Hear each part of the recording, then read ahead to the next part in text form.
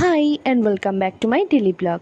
তো আগের ব্লগে তো তোমরা জেনে গেছো যে আমি তারাপীঠে এসেছি। তো আজকে ভোরবেলা উঠে গেছি মাকে পুজো দেওয়ার জন্য। আর এখানে ব্রাশ করতে করতে বেলকনিতে দাঁড়িয়ে একটু দেখছিলাম চারিদিকটা।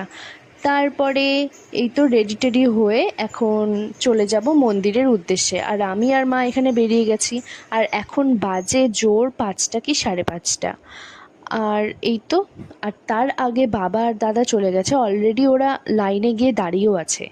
তো ওখানে গিয়ে তো লাইন দেখে মাথায় হাত, তো আর কি সেটা দেখে চলে গেলাম সামনে, মন্দিরের সামনে। ওখানে একটু গিয়ে চারিদিকটা দেখছিলাম, দেখতে দেখতে চলে গেলাম লাইনে। তো ওখানে অনেক ঘন্টা দাঁড়িয়ে সুন্দরভাবে মাকে পুজো দিয়ে বেশ শান্তি লাগছিল। তো তারপরে এখানে সুতোও পরে নিয়েছিলাম, দেন একটু হালকা টিফিন করে এখানে আইসক্রিম খেয়ে নিয়েছিলাম, যেটা খুব দরকার ছিল। তারপরে ঘরে এসে একটু রেস্ট নিয়ে আবার চলে গেছিলাম দুপুরে মায়ের কাছে অন্নভোগ নিতে, যেটা নিবেদন করা অলরেডি হয়ে গেছে। এখন এটা নিয়ে আমরা সোজা ঘরের দিকে চলে যাব। আর বাবা একাই তো নিয়ে যেতে পারবেই না, তাই 3জন মিলে আমরা এক একবার মাথায় নিয়ে গেছিলাম। আর এই দেখতে পাচ্ছ মায়ের ভোগ, যেটা আমি আর বাবা মিলে দিয়েছিলাম।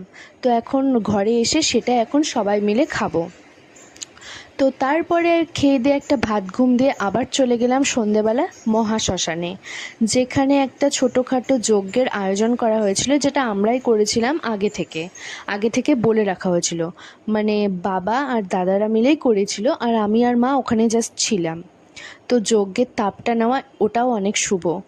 2-3 ঘন্টা যজ্ঞ হওয়ার পর আমরা এখন সোজা চলে যাচ্ছি ঘরের দিকে, কারণ সারাদিন যা দৌড়াদৌড়ি হয়েছে আর ঘোরার মতো কোনো ইচ্ছেই ছিল না।